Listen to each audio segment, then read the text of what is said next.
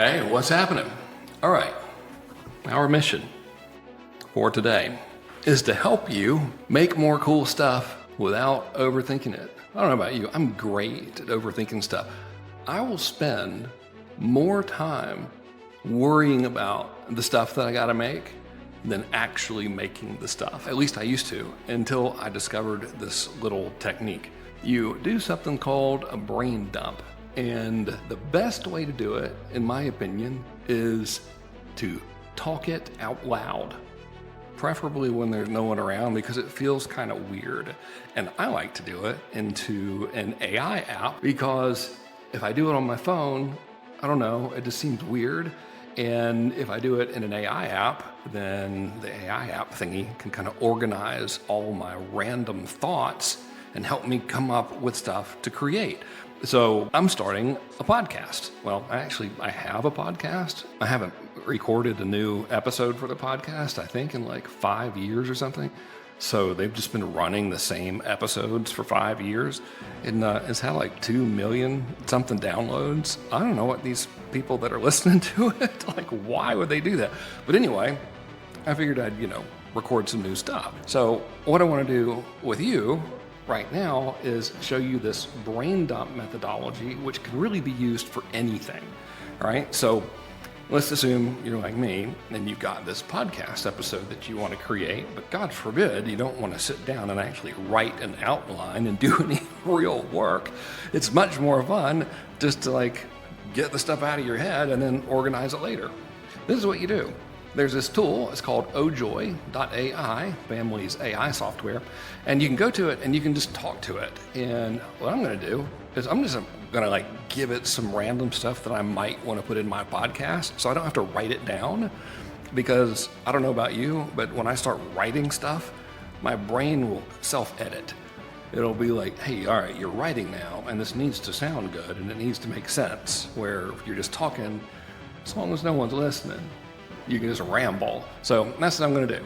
I'll click the record button here. I wanna make a podcast, and I'm just gonna give you a bunch of stuff that I might talk about, and then we'll figure out what to do with it later. The other day, I got a support email for Ojoy, and it was this dude, and he is in this really random, but serious business where they find, I'm probably gonna screw this up, they find licensed contractors that are properly insured to do really, really expensive, serious construction stuff for great big companies.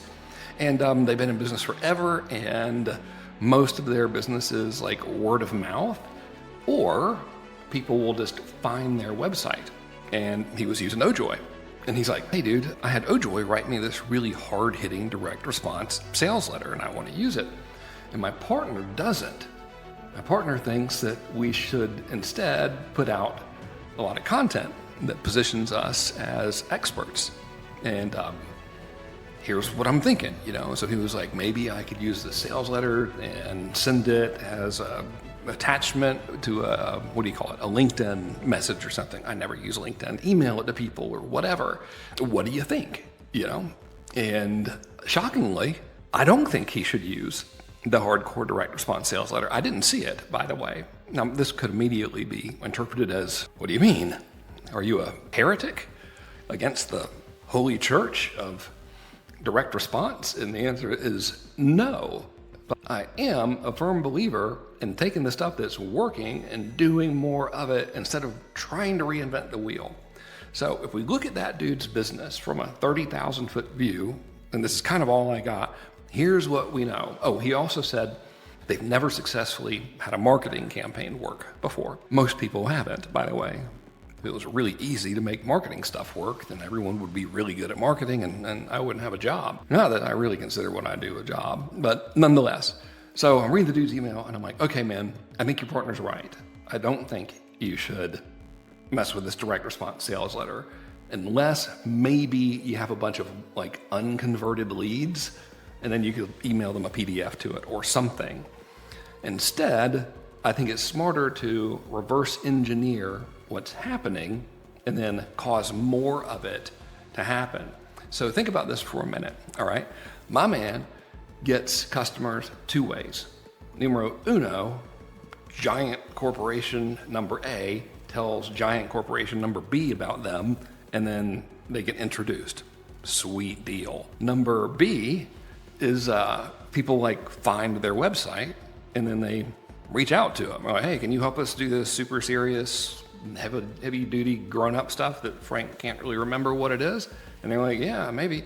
And I was like, okay, all we got to do is find out why people are finding their website. And I don't mean mechanically, right? Like clearly they're probably searching for something on Google or whatever, or maybe consuming some piece of content. But if we can figure out what the thing is that makes them go on the hunt for finding solutions like the one that he offers, if we can figure out what that is, then we can make people very aware of that. So we can take the market and move them from unaware to problem aware, to maybe use some of what Gene Schwartz talked about in breakthrough advertising. So what's happening with my man's great big, super confusing, totally grown up insurance related construction thingy business, to use a technical term, is something occurs in the prospect's mind where they become concerned about, man, we need to find people that like have insurance that can do this big thing so we don't get in trouble.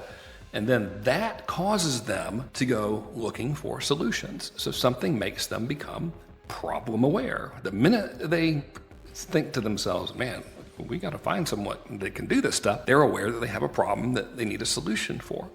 So if we take that reverse engineering approach and dig a little bit deeper, we can find out what is it that's going to cause them to do that. The solution for this dude is, in fact, content, and it's content that makes the viewer A, problem aware, and then B, consider their company as the expert authority.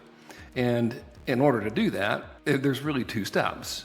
Step number one is identify the thing that'll make them problem aware, and step number two is tell them how to solve the problem. And in a business like theirs, you could tell them the whole deal, exactly how to solve the problem, but they're still going to hire that company because they don't want to figure out how to solve the problem themselves. They have to like do all this stuff, you know?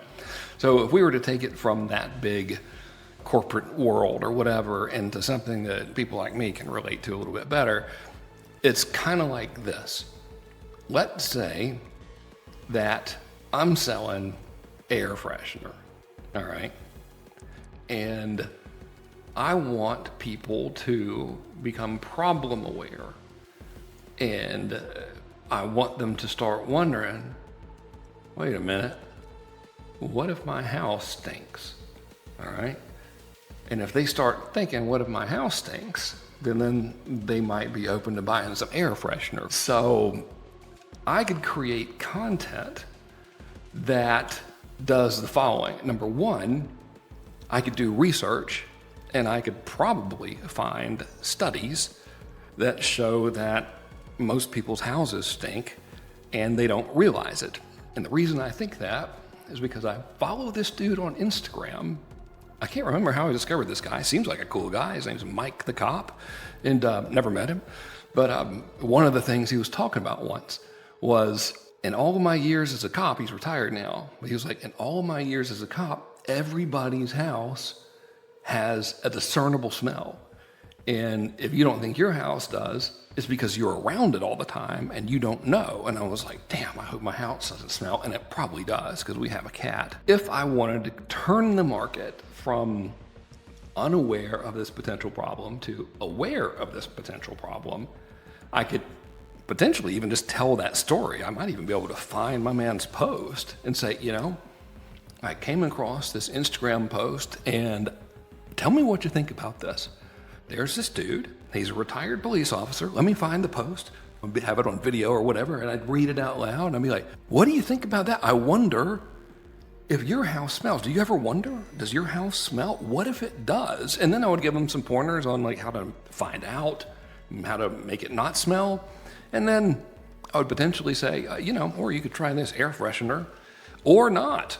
I would just show my domain name a lot because it's so cheap to get people to see your content now, even if you run it as ads, that all we'd have to do is make like 40 pieces of content like that and show it to everyone between, I don't know, 55 and 65 years old that owns their own home, that's in the United States, is in the top 10% income bracket, like on YouTube, for example, and you'd probably get video views for about 4 cents each. And now you're doing the same thing that Madison Avenue would do in the 50s, but it doesn't cost you hundreds of millions of dollars. It only costs you 4 cents or so to get someone to watch one of those ads. Pretty cool idea. So one thing that's really worth sitting around and thinking about is, okay, what happens that triggers that problem-aware scenario in someone's mind where they start to wonder, do I have this problem? Or they realize they have this problem. And then once you figure that out, you make content about that and what to do about it. And that's a pretty good strategy. So that was my advice to the dude. It was like, okay, if people are finding you, that means they're problem aware and they're looking for the solution to this insurance thing. Something's happening. They're searching for you. And we don't care about the search term. We care about the problem because we can make content about that problem all the time. And that's all you got to do. And now you turn them from not really knowing what's going on to problem aware, and then you become the obvious solution. Okay, that was me recording for a long time. Let me hit stop on there. What I just recorded right there, I might use this in a YouTube video because hopefully it might be helpful to like 12 people that are really serious about using AI as a partner to help you make cool stuff. But what I'm ultimately going to do is have it make an outline for me of all that stuff that I just rambled that I can now reference when I'm recording the podcast, because I don't like to use scripts. It just doesn't work for me. Ojoy transcribed that whole thing. So that's awesome. I'll go ahead and hit go on there. So now it's just going to process that. It's probably going to ask me if it wants me to create a sales letter out of it, and I'm going to ignore it because I got to think of the other stuff that I might want to talk about in my podcast. Okay, there was another thing that I wanted to mention, so I'll just go ahead and hit record here. Okay, here's some other stuff that I'll probably want to talk about in this podcast episode. So this is really weird and something that I would never have thought would happen. So for whatever reason, I don't really split test stuff a lot, which is embarrassing. I've only been doing this stuff for 26 years. You know, what kind of marketing guru doesn't split test? You know what I mean? So for Ojoy, I was like, I think I'm going to split test my sales page. So I did. And the new version was like nothing I'd ever made before. I like kind of knocked off this design from another site because it was real pretty and fancy. I didn't steal their copy or anything, but like just the overall look, I was like, man, that looks good. So I spent forever rebuilding my site, you know, and making it pretty and everything. And for the first time ever, I had a good looking website that converts, because usually when the website looks good, it doesn't sell worth a damn. And when it just looks like a classic direct response site, it sells great. And I was like, oh my God, dude, I'm so stoked. This is going to be amazing. Yay. You know, I'm a legitimate real person. I have a good looking website. And it outperformed my original control website like significantly, maybe by 25%, give or take. So I'm like, oh man, this is awesome. And this is for Ojoy. And Ojoy is sold right now anyway on a free trial, you know, so you can try it. And if you like it, you can pay for it. And if you don't, you just click the cancel button and it's like, whatever, no big deal. And we've consistently had our conversion rate from free trial to paying person has been like around 49%, generally speaking, since February or March. You know, and I'm recording this for you in November of 2025. And I noticed that over the past couple weeks, the conversion rate had dropped. Not the on-page conversion rate, but the trial to paying person conversion rate had dropped down to like 37% or something, which it is statistically less. And I was like, what in the hell is this? Of course, being, you know, the completely obsessive compulsive person that I am, couldn't let it go. I was like, what's going on? You know, something must be broken or whatever. So I downloaded every subscription from Stripe, every invoice from Stripe, every transaction from Stripe to analyze, you know, that one specific time period. I think I was testing it from August 25th through October 20th or something, you know, a long time. And sure enough, that page, even though it converted better, and interestingly enough, promised less. The people who signed up for it, they didn't become paying customers as much as the people who signed up from the ugly page. This is the part where I would like to look smart-ish, I do have on glasses at the moment, and tell you why they didn't convert. But I have no freaking clue. But what I do know is they didn't. And the reason I know is because I put all of that stuff through ChatGPT like 8 million times, and it would give me different answers every time. And I finally had Anthropic write a Python script that analyzed the data and blah, blah, blah, blah, blah. Sure enough, it didn't work. I have no idea. But the big takeaway from that is two things. Number one, you never know until you measure. And number two is freaking measure. Know your numbers. That is so damn important. And very few people really do know their numbers. If you don't, you're flying blind. I mean, it's not that hard. You could just, you want to do every day, just, write down how many visitors you got, how many leads you got, how many sales you got. Like, that could be your analytics. But for the love of Christmas, know your damn numbers. Because if I didn't know mine, I would have taken 30% loss of monthly revenue if I would have kept that other page going, because on the surface it looked like it was winning, but in reality it wasn't. Know your numbers, and if you're a super nerd, there's really no excuse not to, because you can just use like vibe coding. Yeah, I know, I'm yet another one of those people talking about vibe coding. I'm not going to try to sell you a course on how to do it because I'm not really qualified to teach you, but I am 53 and can't see very well, and not super techie, and I was able to build a custom tracking and analytics platform by myself through vibe coding. But for 26 years, I've been looking for something that could effectively and accurately track everything on my web pages, and I've never found anything that I trusted completely, because again, I would always go back and compare the tracking tools results to the server results, and they were always off a little bit. So finally, I built my own, and it's spot on every freaking time. And if I hadn't done that, I'd be losing 30%, which leads me to another thing I want to share with you.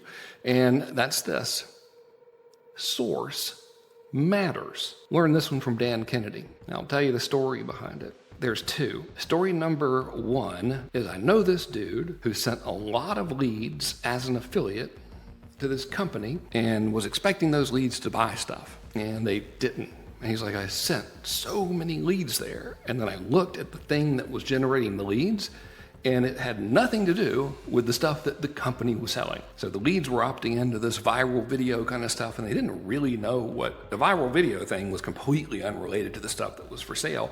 So like, they didn't buy anything, because it'd be like if you opted into my list and I start sending you recipes for vegan cat food or something, you probably wouldn't really be that into it. And I was trying to explain this to the guy. He was like, this is bogus. This affiliate program sucks. I sent all these leads. I'm like, dude, they're opting in for steak and you're sending them recipes about vegan cat food, metaphorically. Of course they're not going to buy. So that's thing number one about source matters.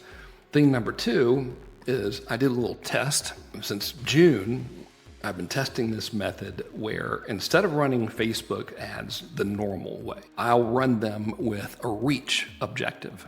And the reach objective is just, it's real cheap. It's just like, show this to people. Don't try to get me a customer. Don't try to get me a video view. Just show people the ad. So the way you do it is you get, it really works well for retargeting. You get your retargeting audience. I'll do it with my 7-day retargeters who like watch my videos or something on Facebook or whatever. And I'll get that retargeting audience, and I try to keep it really narrow, 8,000 people or something. And I'll make a campaign in Facebook, and each ad set within the campaign targets the same audience, but it's just a different ad. And the way reach campaigns work is they will let someone see that ad one time every 7 days. So if I put 14 different ads in my campaign, they will see 14 ads over the course of 7 days, because they'll only show one ad every 7 days. If there's 14, it's going to show all 14 of them. I was getting, still am getting, 24 or 25 different ads shown to the same individual over a 7-day period for 11 cents per person. And those ads had a button to click. So the objective wasn't clicks or anything. They were just clicking the button because they saw the ad and they would click the button. Now, wouldn't you think that those people would buy stuff because the ads were for Ojoy, and it's like they give helpful information, and then like, hey, try Ojoy, it's pretty cool. And they could click on the button, and then they would go to ojoy.ai. And like I said, I built the heavy duty tracking thing. Actually, my motivation to build it, and in addition to everything else never working properly for me, closest thing ever to perfect was Hyros. I do need to give respect where it's due. That's a hell of a platform. But anyway, one of the reasons I built that damn thing is I was like, these people are clicking on these ads, I can see it, and it's not showing any sales here. Something must be broken. So I build the custom thing, and then I break it, and then I build it again, and like finally get it right and all this stuff. Dude, like nobody that clicked on those ads since June, so we're talking about thousands of people, they didn't buy. What would happen is they would click the ad, and then they would leave. But then they would go and type ojoy.ai into their browser later, and then they would buy then. And the reason I know is because of the custom app that I built, where I see their entire customer journey. You see their first click and every single click they've ever made until they became a customer. And I was like, well, ain't that something? So that all leads back to the idea of source matters. Not all clicks are created equal. And it's not surprising that they didn't buy. They're on their phone. They're on social media. Like, you're going to buy something right off of social media, it's typically going to be like an impulse buy or something you've been thinking about buying for a while. But when you're on social, are you really in the buying mood? Like, no, typically not. You're just messing around, killing time, watching something. There's a commercial on. So you're like, instead of looking at the big screen, I'm going to look at this little one. You know what I mean? So of course people aren't going to buy immediately. But I did notice that while running those, I got more sales, but they weren't from the clicks. They were from people typing in the domain name. And look, now we can kind of wrap the whole thing up into something somewhat coherent, which is this. Google it yourself. I can't remember the search that I did.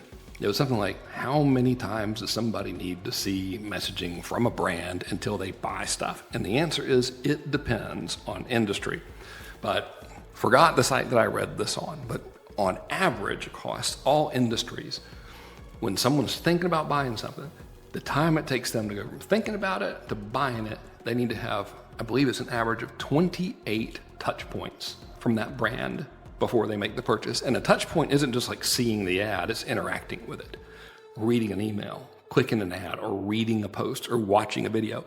28 of them. Naturally, they're not going to buy the first time that they click on one of those ads, but after they've seen, 24, 25 of them over the course of 7 days, and each one's a different ad, and each ad gives them helpful information, says ojoy.ai on it, they're going to type that sucker in there. When you signed up for ChatGPT, I bet you didn't see an ad. You probably saw some stuff, thought about it, and eventually just typed in ChatGPT and signed up.